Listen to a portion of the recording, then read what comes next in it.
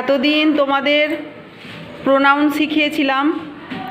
কোনো নামের পরিবর্তে যেগুলো বসানো হয় সেগুলোই তো প্রোনাউন। একটা নাম বারবার ব্যবহার করে, অনেকগুলো সেন্টেন্সে বারবার ব্যবহার না করে প্রোনাউনগুলো ব্যবহার করলে খুব সুন্দর হয় সেই বাক্যগুলো, তাই না? যেমন পিঞ্জলের কথাটা যদি বলি, বারবার যদি বলি পিঞ্জল খুব ভালো ছেলে, পিঞ্জল বাস করে কৃষ্ণপুরে, পিঞ্জল ক্লাস 1-এ পড়ে, এরকম বারবার পিঞ্জল না বলে ওর পরিবর্তে আমরা হিও বলতে পারি, তাই না? যে Pinjal is a good boy, he lives at Krishnapur. তাহলে ওর পরিবর্তে আমরা যেগুলো ব্যবহার করছি সেগুলোই হচ্ছে প্রোনাউন। সেরকম প্রোনাউনগুলো দিয়ে আমরা ছোট ছোট বাক্য শিখব। এখন ছোট ছোট বাক্য শিখি, তারপর এই সমস্ত ছোট ছোট বাক্যগুলো দিয়ে আমরা আবার বড় বড় বাক্য তৈরি করতে পারবো, নিজেরা তৈরি করতে পারবো। আগে ছোট ছোট বাক্যগুলো শিখি, ঠিক আছে? আচ্ছা, একটা ভার্ব বলো তো, বলো বলো প্লে। হ্যাঁ, প্লে। প্লে দিয়ে বলো। I play. আমি খেলি। We play. আমরা খেলি। You play. তুমি খেলো। You play.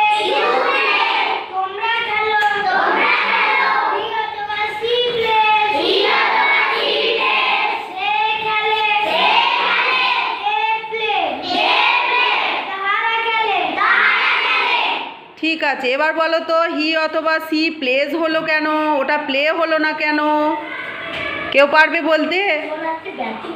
না, উঠে দাঁড়িয়ে বলো, বলো কেন ওটা এস যুক্ত হলো হি অথবা সি পরে যে ভার্বটা। না, আমরা কি শিখেছি? থার্ড পারসন সিঙ্গুলার নাম্বার যখন হয় তখন ভার্বের শেষে এস বা ইএস যুক্ত হয়, ঠিক আছে? হি সি এগুলো তো থার্ড পারসন, ওই জন্য হি সি প্লেস হলো। বোঝা গেল? প্লেটা ভার্ব, প্লের পর এস যুক্ত হলো, প্লেস। বোঝা গেছে? তাহলে আমরা যখনই এরকম ধরনের বাক্য তৈরি করব, যখনই থার্ড পারসন সিঙ্গুলার নাম্বার হবে, তখনই আমরা সেই ভার্বের শেষে এস বা ইএস যোগ করব। আর একজন চলে এসো। আচ্ছা, আর একটা বলো, আর একটা ভার্ব বলো তো, বলো। হ্যাঁ, ইট অবশ্যই হবে। চলে এসো, পত্রাবো বলো, ইট দিয়ে বলো। সবাই মন দিয়ে শোনো আর শেখার চেষ্টা করো, প্রত্যেকেই কিন্তু এরকম ধরা হবে। বলো। আমি খাই। আমরা খাই।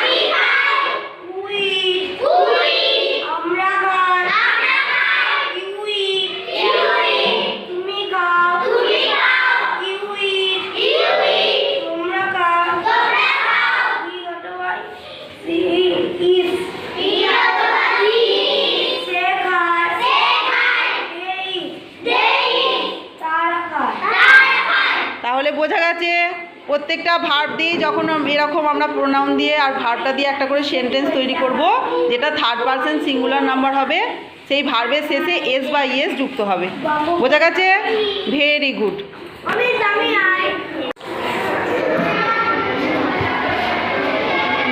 এখন নবশিক্ষা নিকেতনের ক্লাস 1-এর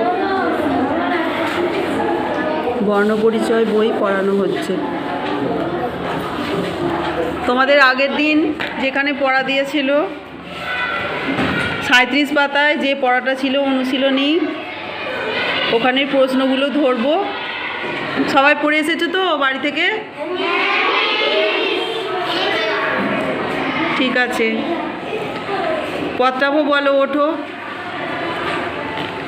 কে বড় সুবোধ বালক?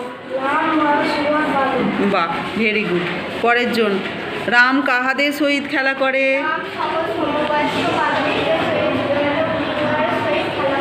বাহ।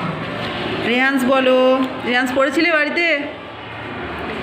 আপন শিক্ষক দিগকে রাম কি করে? বাহ, করেন বলবে না, করে, ঠিক আছে। আচ্ছা, পিয়ম বলো, রামের মুখে কখনো কেহ কি শুনিতে পায় না? বাহ, কটু বা অশ্লীল কথার অর্থ জানো? কটু আর অশ্লীল এই শব্দ দুটোর অর্থ জানো তোমরা? কি? হ্যাঁ অবশ্যই কুবাক্য। খারাপ। হ্যাঁ খারাপ কথা, কটু কথা মানে খারাপ কথা।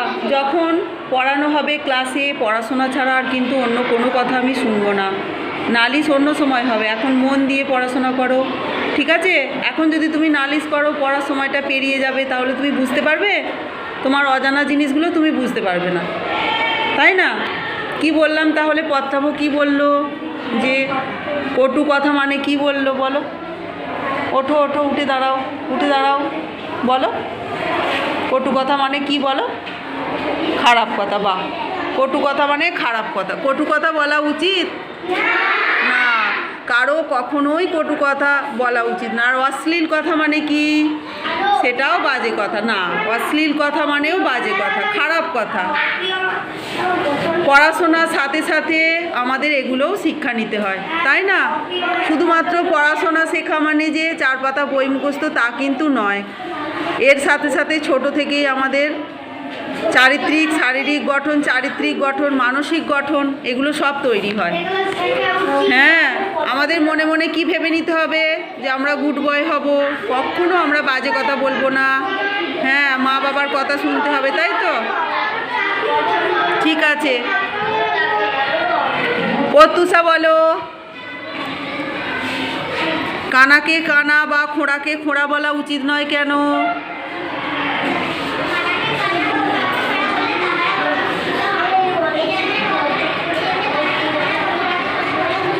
বাহ, কেউ যদি চোখে না দেখতে পায়, তাকে যদি আমরা গিয়ে বলি কানা, তার মনে তো কষ্ট হবে, তাই না? কারোর মনে কখনোই কষ্ট দিয়ে কথা বলা উচিত নয়, এটা ছোট থেকেই শেখা উচিত। তোমার যে বন্ধু হয়, বন্ধুর সাথে খেলা করবে, একসাথে থাকবে, পড়াশোনা করবে, সেটাই তো ঠিক। তুমি যদি বন্ধুকে একটা মনে কষ্ট দিয়ে কথা বলে, ওর কত মনে কষ্ট হবে। হ্যাঁ, যারা বাজে ছেলে তারা বলে, কারোরই এগুলো বলা উচিত নয়। বাহ, ভেরি গুড, বসো।